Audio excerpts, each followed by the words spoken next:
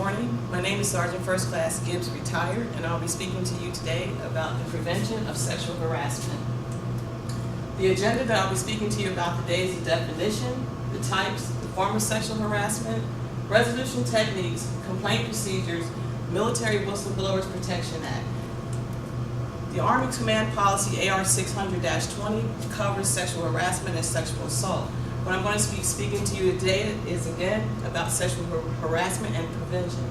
The definition of sexual harassment is any person in a supervisory or command position who uses or condones any form of sexual behavior to control, influence, or affect the career, pay, or job of a military member or civilian employee who makes deliberate or repeated unwelcome verbal comments, gestures, or physical conduct of sexual nature in the workplace is also engaging in sexual harassment. Also, the Army has changed their policy regarding how we rate our NCOs and our officers. If you have a sexual harassment complaint and you are found guilty of your case, which is being sustained, then it has to be reported on your NCO-ER. Again, sexual harassment has a zero tolerance in the Army, and it is everyone's responsibility to ensure that they are enforcing the sexual harassment policy. There are three types of sexual harassment: is verbal, nonverbal, and physical. When we talk about verbal forms of harassment, we're talking about profanities, jokes, comments, whistling, grunts, terms of endearment, or applying terms of endearment to our coworkers. Sometimes we're not aware that we go to our coworkers and we say, "Hi, sweetie," or "Hey, honey," or slap them on the back, or we make these terms of endearment. But too often we're not aware that this is a form of harassment, but it is a form of harassment. When you're in the workplace and you're talking about those jokes last night, I saw a lady with the big butt, or you're making profanity, you have to be aware that you are making a sexual harassment, and it is a verbal form of harassment. When we talk about nonverbal harassment, we're staring, winking, blowing kisses, printed materials, cartoons, emails, etc. If you email someone and you say, "Oh, I really liked your butt body last night, I want to see you, I want to get with you," that's a form of harassment. If you're staring at someone, and too often, I know in the high school, with the students, we tend to, say, "Look at her," or "Look at him," and that is a form of nonverbal harassment, and you have to be mindful of that. A lot of us commit harassment on a day-to-day basis. We're just not aware that we're doing it. When we're talking physical contact, when we're talking about stroking, grabbing, patting, hugging, cornering, blocking a passageway, unsolicited clothing adjustments, or back rubs, again, we have to be aware that what we wear is a form of harassment. Sometimes people will come up to you and grab you on your butt, they will grab you on your back, touch your purse, or touch yourself, or touch themselves in front of you.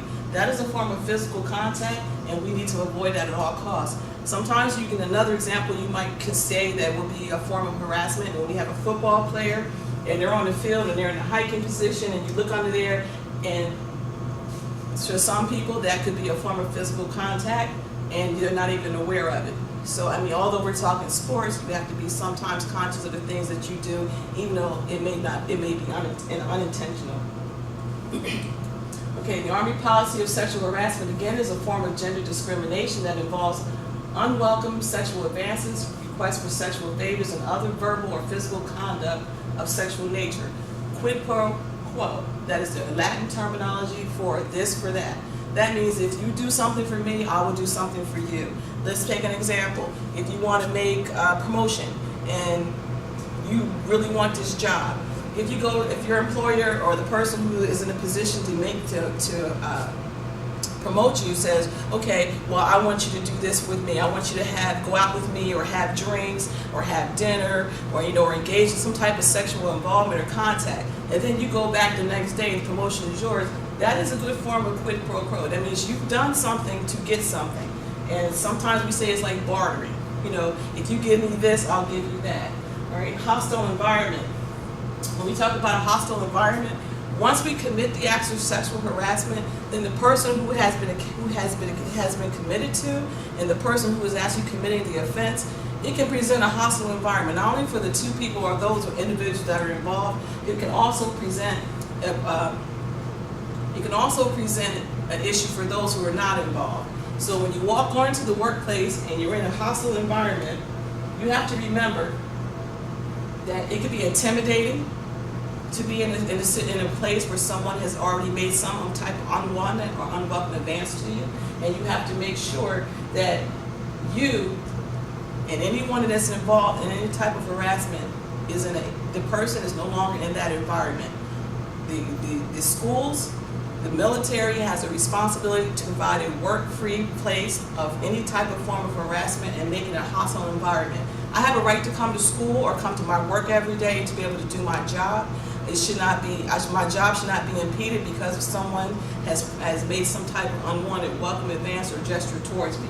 So we have to remember these every time that we're in a different position.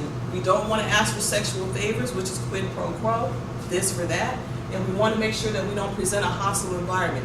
Everyone has the right to walk in the front of the school, come into their office, come into their work environment hostile-free. Bottom line, sexual harassment disruption and cohesion. In today's Army, especially being on the battlefield, there's no place in the Army or military for sexual harassment.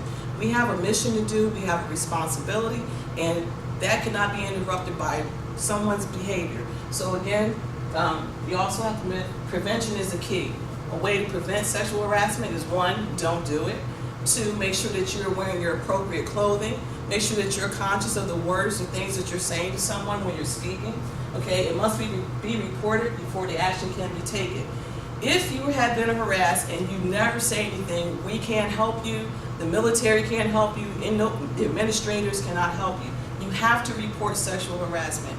It is not tolerated, it will not be tolerated, and you have to ensure that you report it. Everyone in this room has a responsibility to ensure that they're reporting if they see it. If you don't report it, you're just as guilty as the accuser. Leaders set the example by correcting behaviors.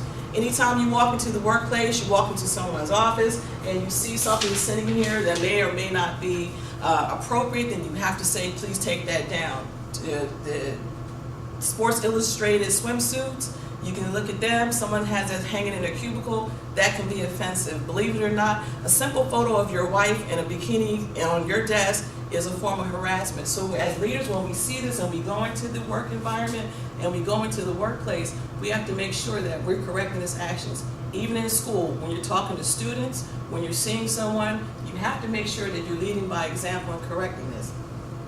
Again, my name is Sergeant First Class Gibbs. I want to thank you for the opportunity to present to you the prevention of sexual harassment.